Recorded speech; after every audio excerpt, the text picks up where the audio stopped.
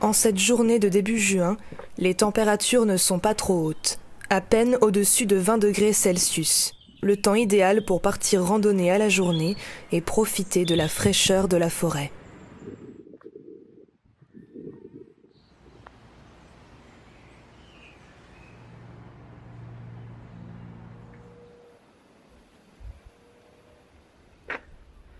Ajoutez la musique de Gladiator à cette séquence. Oula. Rando découverte numéro 25. Si vous êtes observateur, vous aurez remarqué que je ne suis plus dans les Alpes. La Savoie, c'est loin derrière moi. Non, c'était pour la rime. Je me trouve actuellement dans le Val d'Oise. Je suis de retour à Paris. Ça fait une dizaine de jours que je suis rentrée, une dizaine de jours que je n'ai pas filmé. Alors pour vous ça ne change rien hein, puisque vous avez le rythme habituel de parution de vidéos sur ma chaîne. Mais pour moi j'ai fait une bonne petite pause. Ah oui, j'ai des nouvelles lunettes de soleil aussi. Et le fait de ne pas filmer pendant quasiment 2 semaines, ça m'a fait du bien. J'ai presque l'impression d'avoir perdu l'habitude. Ça m'a fait beaucoup de bien de pas trop filmer là, je vous avoue. Et je suis partie pour une randonnée, une boucle, à partir de Viarmes, dans le Val d'Oise, comme je disais. C'est la ligne H du Transilien au départ de Gare du Nord, si jamais ça vous intéresse. Direction Luzarches. Et c'est une boucle qui est censée durer à peu près 4h30 selon mon topo guide. Là je suis un même chemin de petite randonnée. Donc je vais pas me casser la tête aujourd'hui à improviser plus ou moins un itinéraire. Oui, c'est pas les Alpes, mais c'est joli quand même, c'est un autre type de paysage. Et puis de toute façon je vous reprends tout à l'heure pour parler, parce que j'ai des choses à dire bien sûr, comme d'habitude. C'est le programme pour cet après-midi de tout début juin. Let's go, rando.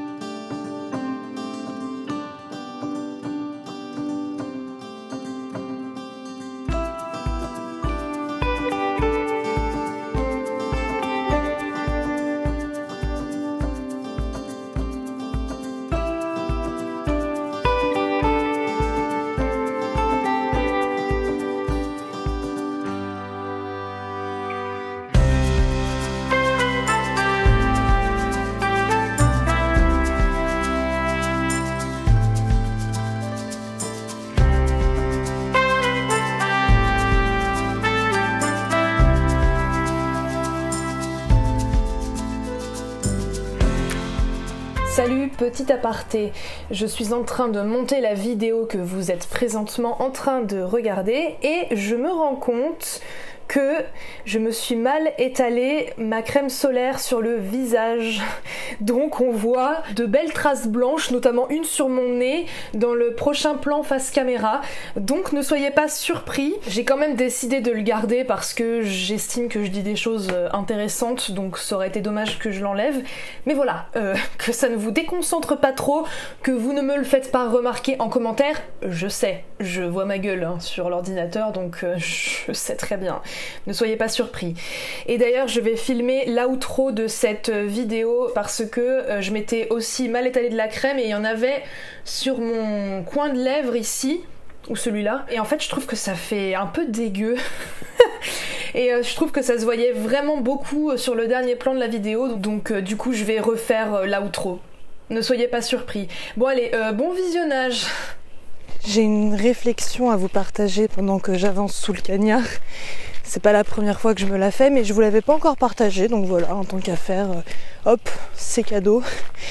Avez-vous remarqué que dans le monde moderne dans lequel nous vivons, à moins de vivre particulièrement loin de la civilisation moderne, nous sommes entourés de bruits mécaniques ou de bruits de moteurs, de bruit de machines en tout genre. Même quand on est dans un endroit comme celui dans lequel je me trouve, c'est-à-dire relativement rural, relativement calme, et ben en fait il y a tout le temps, quasiment tout le temps, des bruits de machines. Et je me dis qu'en fait, je pense qu'on vit dans la période de l'histoire la plus bruyante qui ait jamais existé sur Terre à mon avis.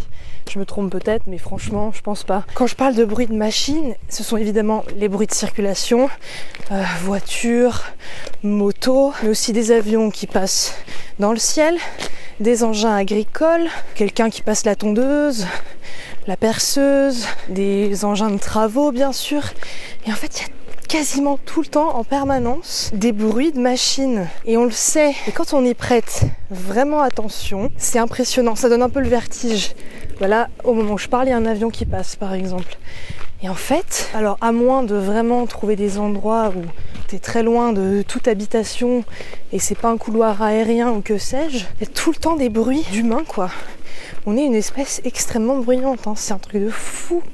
Et je le sais déjà, je pense que vous le savez aussi, mais vraiment, je vous invite à le faire la prochaine fois que vous sortez vous balader, de vraiment payer attention à ça en particulier. Parce qu'on peut le savoir, mais quand on y prête vraiment attention, qu'on met notre concentration sur ça, qu'on se focalise sur ça, en fait, on se rend compte à quel point il y a des bruits de machines et de moteurs quasiment tout le temps. Et en fait, quand il n'y en a pas, c'est extrêmement reposant.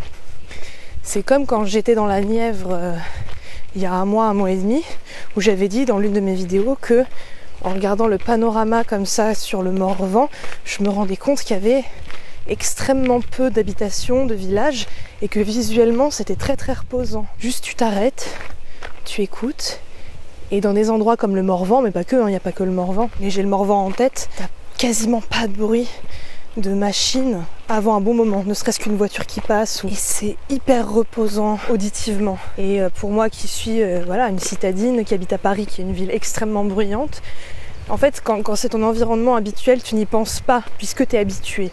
Comme il y a des gens qui habitent près de voies ferrées ou de nationales hyper passantes, voire d'autoroutes, mais en fait ils se sont tellement habitués qu'ils y prêtent plus forcément attention. Mais en fait on s'habitue très vite. Mais sauf que notre cerveau, il évolue pas aussi vite que notre civilisation moderne actuelle, donc il n'est pas habitué, il n'est pas fait pour intégrer tous ces bruits de moteurs, ces bruits de machines en permanence, cette musique, tout ça. Et donc en fait c'est une pollution sonore, auditive, et c'est un stress qui agit sur notre cerveau, qu'on en ait conscience ou pas, et ça nous fatigue énormément. Et donc de se retrouver dans des endroits où t'as simplement le bruit du vent dans les arbres, le bruit des oiseaux qui chantent, comme là, ça fait un bien fou. Et là, il y a un avion qui passe. Non mais de toute façon, l'aéroport de Roissy n'est pas très loin. Je suis en Île-de-France, donc quoi qu'il arrive, je vais toujours être rappelée aux machines. Je vous invite à faire cette expérience-là, c'est intéressant.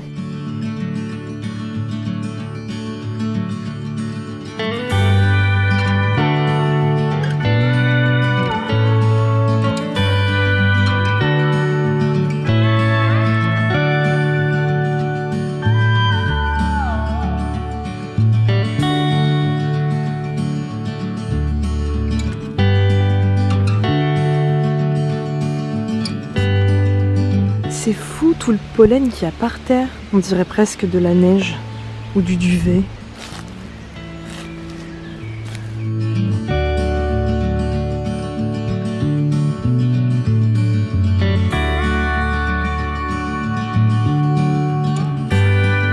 Honnêtement, le relief des Alpes me manque un peu. Je sais que je reviendrai dans les montagnes, mais pour l'instant, je suis mon cœur et mon intuition et je ne précipite pas mon déménagement. J'ai encore quelques petites choses à faire en Île-de-France avant de la quitter.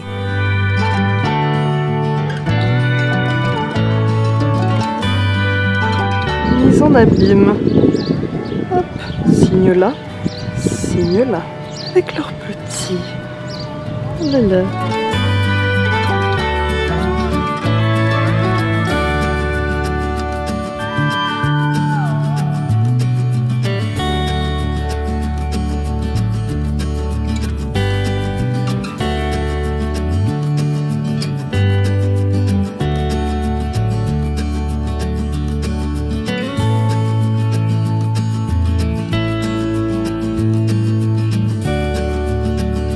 Là, vous voyez, vous entendez, typiquement, il n'y a pas de bruit de moteur du tout, pas de bruit de machine, juste la forêt. Donc oui, même en Île-de-France, heureusement, il est possible de trouver des îlots à peu près safe. Et encore là, pile au moment où je filme, j'entends, je sais pas si vous l'entendez, je pense pas, mais un moteur d'avion vraiment très lointain. Ça fait tellement du bien. Si j'avais un meilleur micro, enfin j'en ai en fait, mais bon bref, je le porte pas avec moi, mais je vous ferai des sons d'ambiance comme ça, mais je l'ai pas pris. En fait, j'ai rien à ma caméra qui permet de fixer un micro dessus. C'est pour ça que j'ai un micro cravate, bon, ce qui est très bien pour la voix. Mais pour les sons d'ambiance, c'est moins bien. Un jour, j'aurai un super appareil photo où je pourrai accrocher un micro dessus pour vous faire des sons d'ambiance de bien meilleure qualité. Parce que ceux que vous entendez, quand c'est vraiment des séquences sans musique, c'est du son qui vient directement de mon appareil photo, qui est pas génial. Je nettoie un petit peu au montage, mais bon, c'est pas aussi qualitatif que si je prenais le son avec un micro. Vous voyez pas mes yeux depuis tout à l'heure? Bon. Est-ce que ça vous manque? J'en sais rien. C'est aussi des lunettes de vue, hein, c'est pour ça que je les garde. Là, je vous vois plus, là. Je plaisante. Ben là, il y a un avion, là. Là. Voilà, il est là. Vas-y, fais du bruit. Vas-y, t'as raison.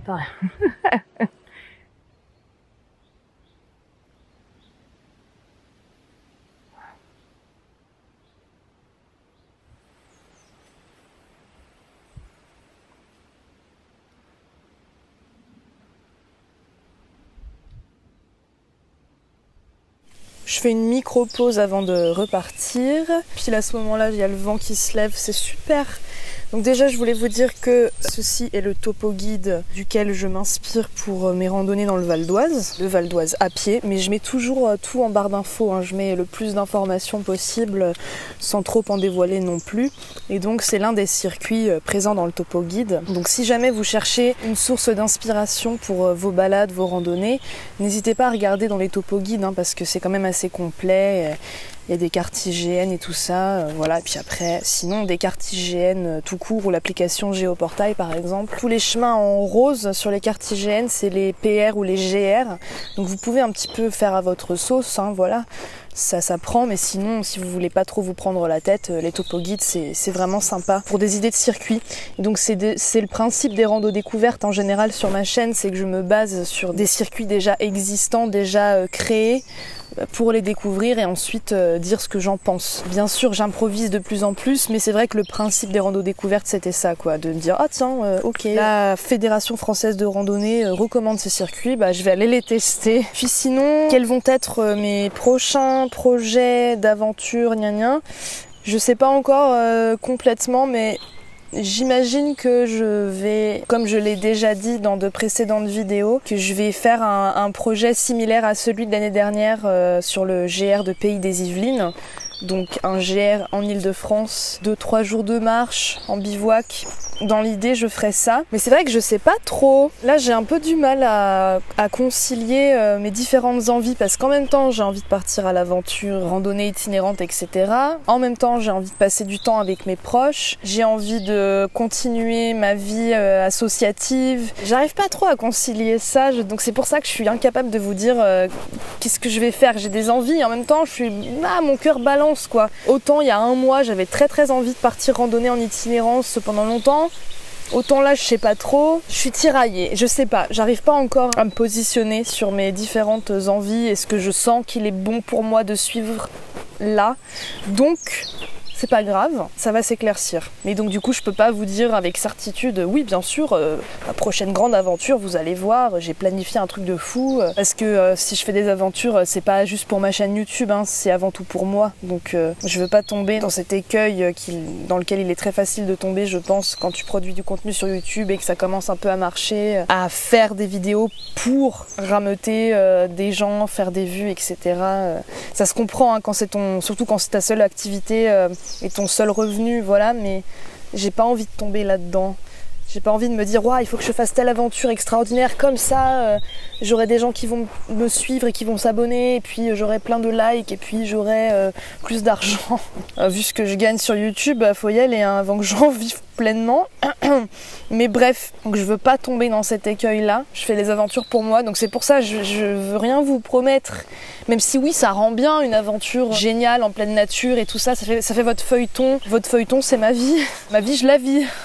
Donc jamais je ferai des vidéos YouTube juste parce que je suis sûre que ça va faire des vues ou que ça fait glamour ou que ça fait, je sais pas, ça fait bien. J'ai pas envie de faire ça. Donc bref, tout ça pour dire que je sais pas du tout ce qui va être ma prochaine vidéo. Donc voilà, suspense. Puis je vais terminer mon circuit de rando, tout simplement. C'est très joli, hein, pour l'instant j'aime bien. Allez, à toutes. J'arrête de parler. J'arrête de parler, j'arrête.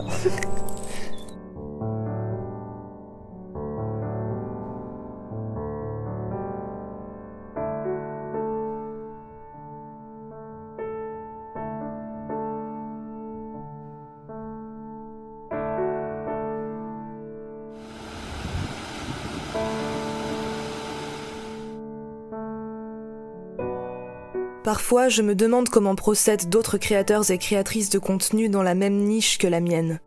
Prévoient-ils leurs prochaines aventures longtemps à l'avance? Font-ils tourner leur vie autour de ça?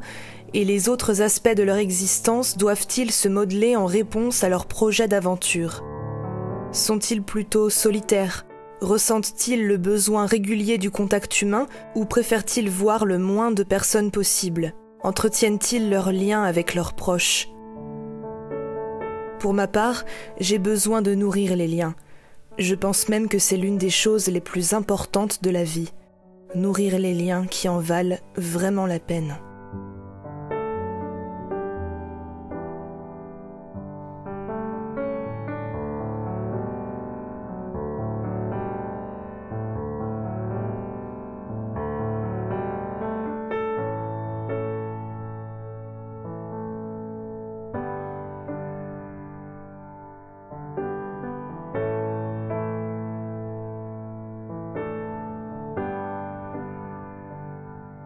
Comme promis, je fais l'outro chez moi. Du coup, c'est une randonnée que j'ai vraiment beaucoup appréciée, que j'ai trouvée très jolie et assez variée, donc je recommande. Et en tout cas, j'espère que la vidéo vous a plu. Si c'est le cas, n'hésitez pas à mettre un pouce en l'air qui me fait toujours plaisir, mais qui aide également pour le référencement de ma chaîne et de cette vidéo en particulier. N'hésitez pas également à laisser un commentaire que je me ferai un plaisir de lire. Si vous n'êtes pas encore abonné à ma chaîne, le bouton s'abonner est juste en dessous. Il vous suffit de cliquer, c'est super facile. N'hésitez pas également. Vous pouvez me suivre sur les réseaux sociaux tels que Instagram, Facebook. J'ai également un serveur Discord. Et enfin, si vous souhaitez et pouvez me soutenir financièrement pour le contenu que je produis gratuitement sur Internet très régulièrement, j'ai une page Patreon. Tout est en barre d'infos et je remercie déjà celles et ceux qui me soutiennent chaque mois depuis maintenant presque 1 an. Merci beaucoup, vraiment, j'ai pas les mots en fait, donc voilà, un cœur avec les doigts. En tout cas, j'espère que vous allez bien, que vous vous portez bien et que vous étalez bien mieux la crème solaire sur votre gueule que moi. Quant à moi, je vous dis à lundi prochain pour une autre vidéo. Ciao!